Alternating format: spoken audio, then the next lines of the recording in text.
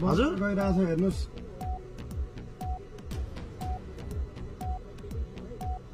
Number plate बिनाको बङ्कर गाडीहरू करिब 15-20 वटा गाडी अहिले हेटौडाको रातो माटेबाट क्रस गरेको छ है साथीहरू। बेसी भयो नि 20 वटा बेसी होला।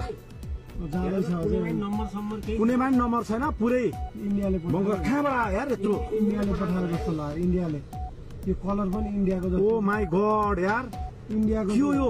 इन्डियाको के हो कतिवटा कलरै फरक छ इन्डियाको जस्तो छ कि इन्डियाको चाहिँ कतिवटा यार यता गर्नु बाहिर अझै 20 वटा भएन?